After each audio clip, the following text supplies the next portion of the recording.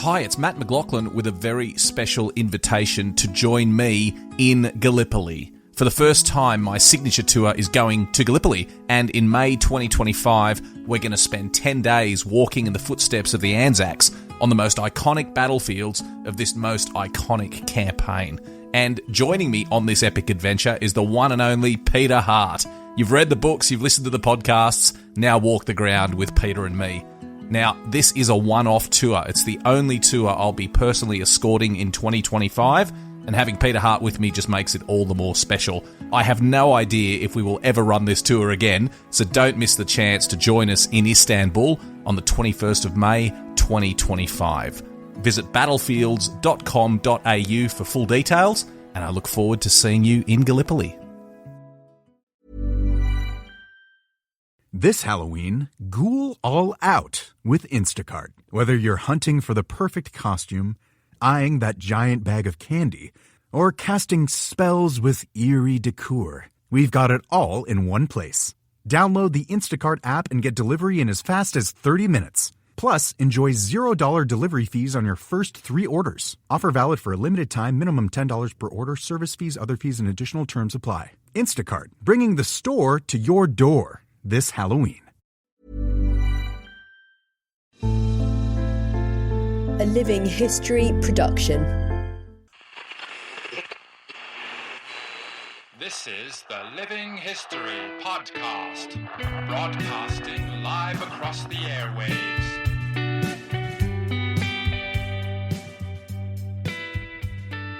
Hello and welcome to Living History, and the first in a new special series of episodes we are going to do. This is a question and answer session because we get lots of questions here. I get sent a lot of questions personally, and what a great opportunity to answer questions live on the air, because if one person's asking them, I'm sure lots of people have the same question.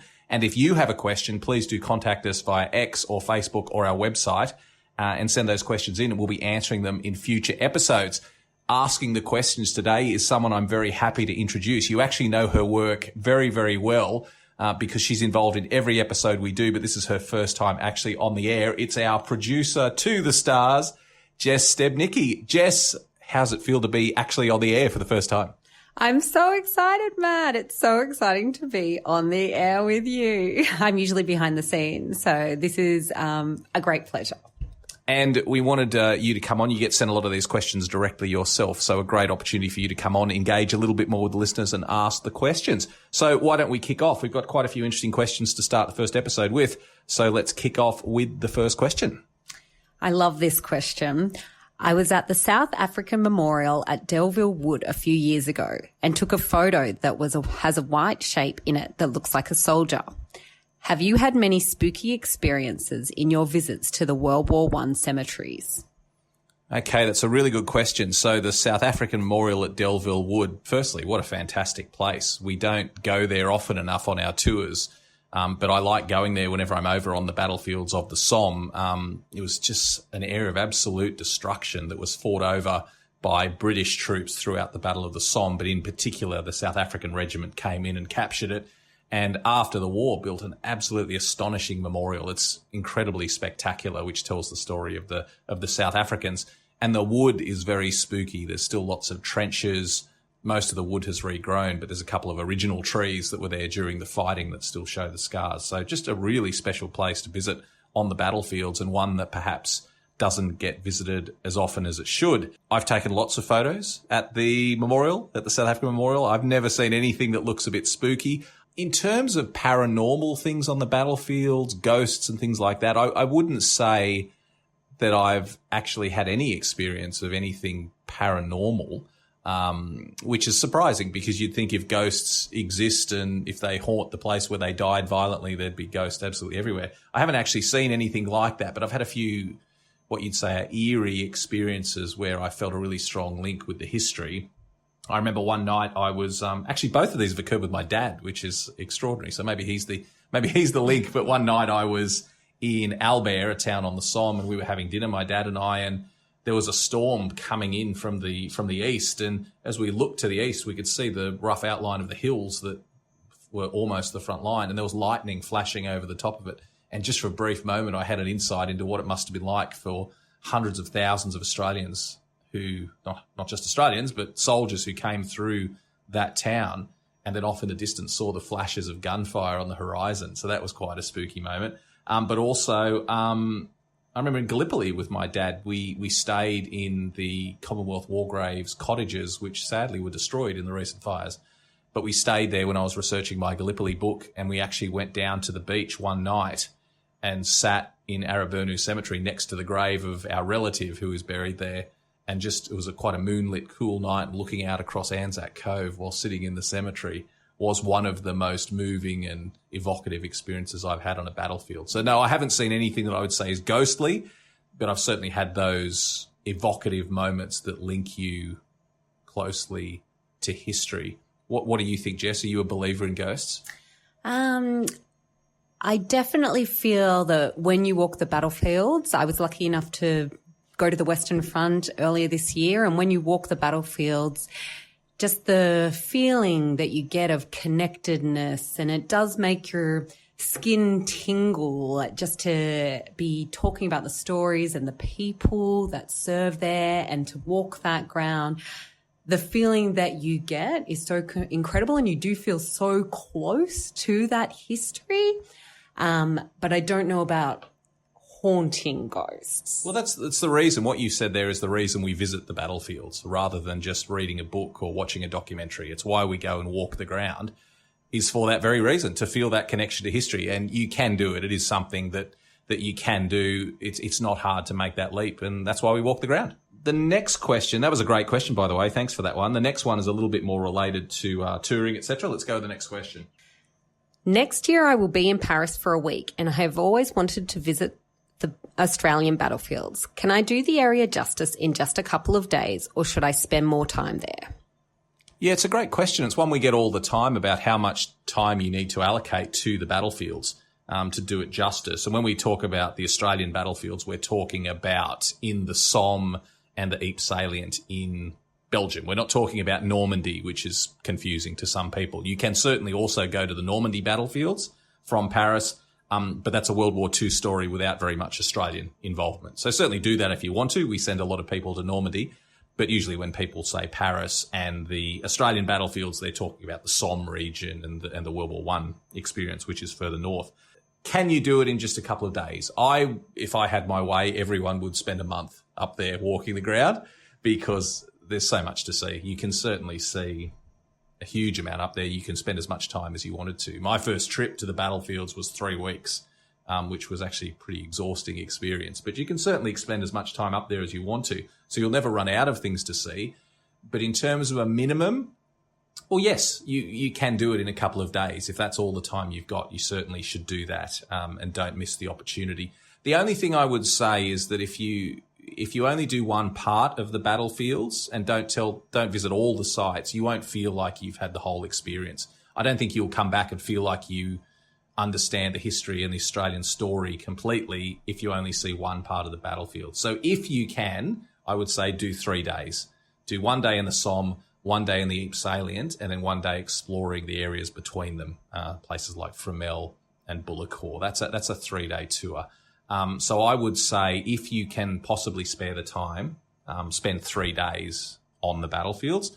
And that's what we do on our private tours, for example. If you book a private tour and head up to the battlefields with Mat McLachlan Battlefield Tours, you spend 3 days doing the battlefields. If you can spare the time and you want something a bit more convenient, I'd say something like our Explorer Tour, which runs weekly and starts and ends in Paris. So that's basically a weekend. You get to spend up there, you see all the key Australian sites, and it picks you up and drops you off in Paris. So that's definitely the one I would recommend. So I'd say a minimum of 3 days, but if you have less than that, you can still hire a car, head up there, or do a shorter private tour with us and still see all the key sites. And I think, Matt, that's a great overview. Also, it's worth noting that the Explorers can pick up in Lille as well, which has a connection to London from the Eurostar. So Paris, London, it is very easy to get to those battlefields. And definitely from my own experience there, doing Ypres and the salient, Flanders and the Somme, you get that whole spectrum of the Western Front story. Yeah, it's a great point. Do the whole thing if you possibly can. You'll be very glad you did.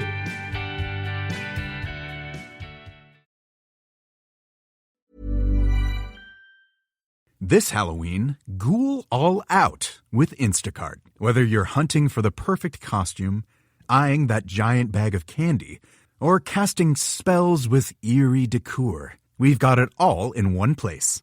Download the Instacart app and get delivery in as fast as 30 minutes. Plus, enjoy $0 delivery fees on your first 3 orders. Offer valid for a limited time, minimum $10 per order, service fees, other fees, and additional terms apply. Instacart, bringing the store to your door this Halloween. When it comes to weight loss, no two people are the same. That's why Noom builds personalized plans based on your unique psychology and biology. Take Brittany. After years of unsustainable diets, Noom helped her lose 20 pounds and keep it off. I was definitely in a yo-yo cycle for years of just losing weight, gaining weight, and it was exhausting. And Stephanie. She's a former D1 athlete who knew she couldn't outtrain her diet, and she lost 38 pounds. My relationship to food before Noom was never consistent. And Evan, he can't stand salads, but he still lost 50 pounds with Noom. I never really was a salad guy. That's just not who I am. Even through the pickiness, Noom taught me that building better habits builds a healthier lifestyle. I'm not doing this to get to a number. I'm doing this to feel better. Get your personalized plan today at Noom.com. Real Noom users compensated to provide their story. In 4 weeks, the typical Noom user can expect to lose 1 to 2 pounds per week. Individual results may vary.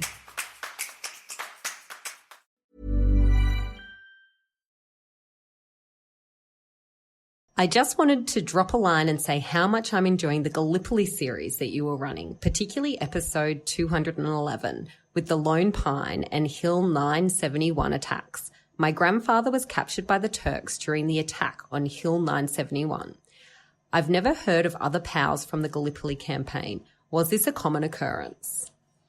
Okay, so we're talking about POWs from Gallipoli. Well, firstly, thanks for the compliment about the Gallipoli series. It was one we did recently with Peter Hart, which was absolutely fantastic. One of the most popular things we've ever done on the podcast. So thank you for tuning in.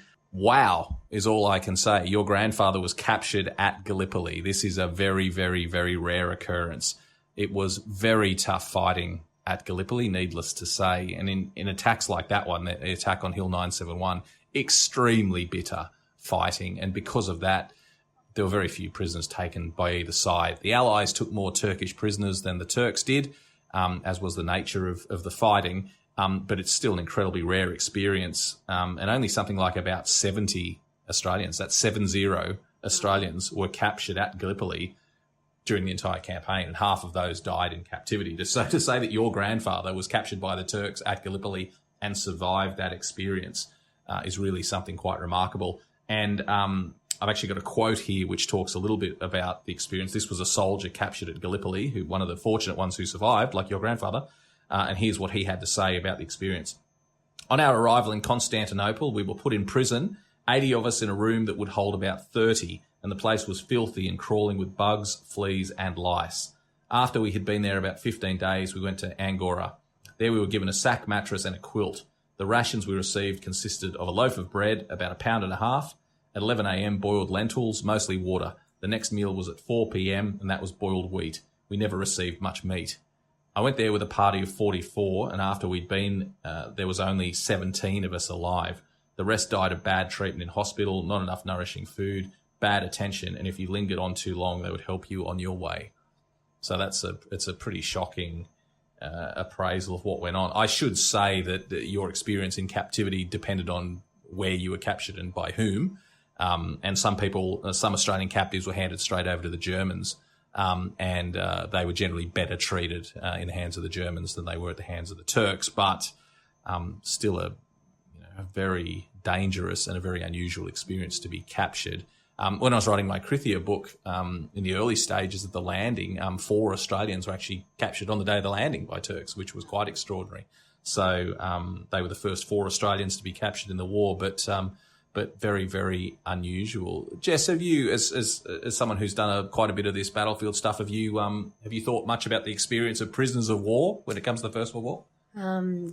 I think certainly with the Second World War, we often think a lot about the prisoner of war experience, but I can't say I've ever really learnt that much about the prisoner of war experience, particularly with Gallipoli. And that just gave me shivers just then listening to that quote, Matt, and that actually made me think that that's a really interesting chapter of history to investigate. Yeah, absolutely. I agree. The story of prisoners in the First World War is a really fascinating one, overshadowed by the Second World War, as you mentioned. But do some research on it. If it's, I recommend everyone does. Aaron Pegram, formerly with the Australian War Memorial, wrote a great book about it, I think called Behind the Wire, several years ago. So look out for that one. But yeah, very rare to be captured in Gallipoli. The vast majority of about the 3,000 Australians that were captured in the First World War were captured in a couple of very big battles. So we're talking about Fromelles, 1st Buller Corps, which was by far the largest, about 1,100 captured at 1st Buller Corps. And then I think also at Dernancourt in 1918, another 400 or so were taken. So 2/3 of all the prisoners taken in the entire war, Australian prisoners, were captured in those 3 battles. So thanks for that question. Great to shine some light on the fate of Australians captured during the First World War. Not something we often think of. Great question. And the final question. So this one brings us closer to home. Greetings from Darwin. Recently, some old World War II ammo was uncovered when some earthworks were being done in town. This is not uncommon in the north of Australia. I expect it's also common to find old ammunition on all the battlefields. Yeah, it's a great point. A lot of stuff was thrown around in the air in just about every battle that people have fought in, and a lot of it is still remaining, particularly in places like France on the Western Front, where there are a huge quantity of shells fired, many of which did not explode. Interesting that you mentioned that it's not uncommon to find World War II ammunition in Darwin.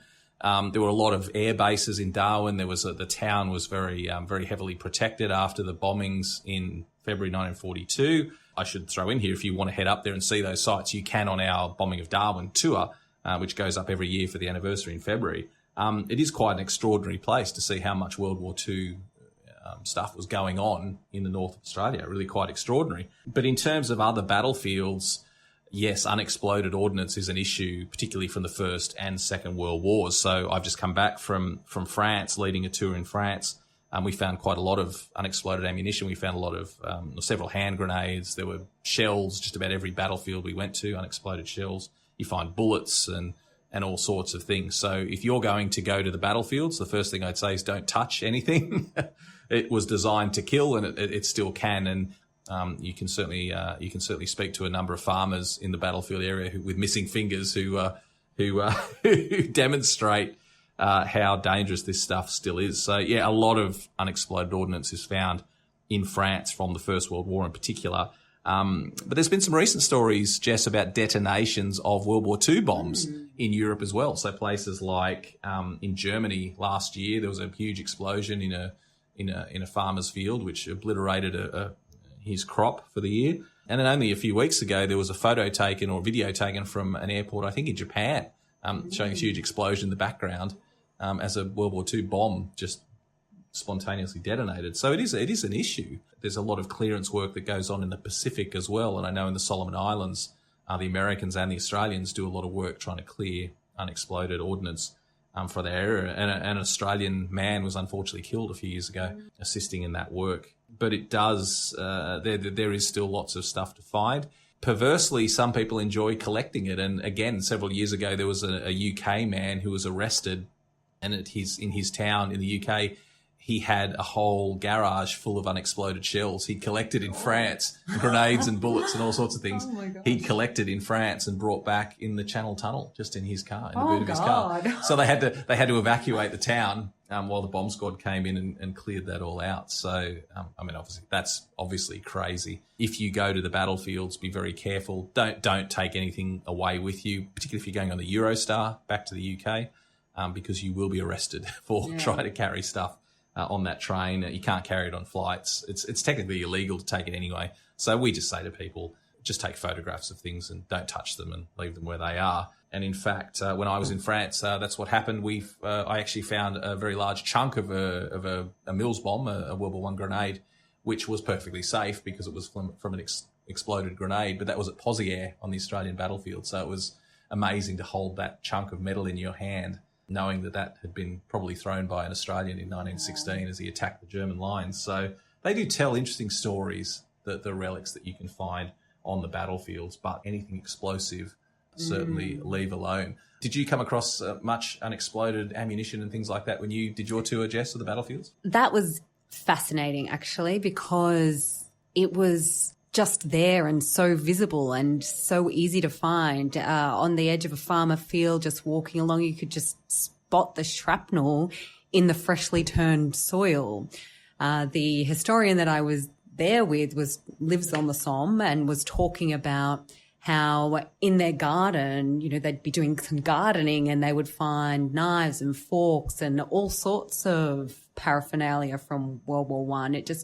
It really blew my mind that this tangible connection. Blew your mind. I like what you did there, Jess. That was a good pun. That was a good pun. Well done. 100-year-old relics directly connecting you to this history is just right there, literally at your fingertips. Well, again, it's why we walk the ground, because these are tangible examples. When we walk the ground, we want tangible examples of the history. We want to stand in a trench. We want to touch the concrete of an old German pillbox, and we want to find bits and pieces from the fighting. So it's always one of the most engaging aspects when we go to the battlefields, is people want to pick up and handle these pieces of history. But again, a warning, don't touch anything, could go bang. And the rule is, if you don't know what it is, don't touch it, because accidents do happen. So great question. And if you're up in Darwin, be careful when you're digging in your backyard. Look out for unexploded ordnance. Really quite extraordinary. Again, a great question. Thanks to everyone who sent in questions this week. As I said, if you have questions, please contact me, Mat McLachlan, on X or on Facebook. That's the easiest way to get in touch. But we'll be back next week with some more questions. Jess, well done. First episode out of the way. Thanks so much for joining us. Oh, it was my pleasure. I can't wait to do it again. Thanks for listening. Don't forget to subscribe and leave a review for the podcast, and visit livinghistorytv.com for more great history content. Balancing a wellness routine and busy travel plans? Try Alo Moves, the health and wellness app you need to stay consistent. Join alomoves.com with code ACAST for a 30-day free trial and 20% off an annual membership. From yoga and Pilates to strength workouts, Alo Moves has it all. From 5 to 60 minutes, Alo Moves has classes or flow that fit your schedule. Plus, Alo Moves offers meditations, sound baths, nutrition tips, and self-care tutorials. Find your perfect wellness routine anytime and anywhere with Alo Moves.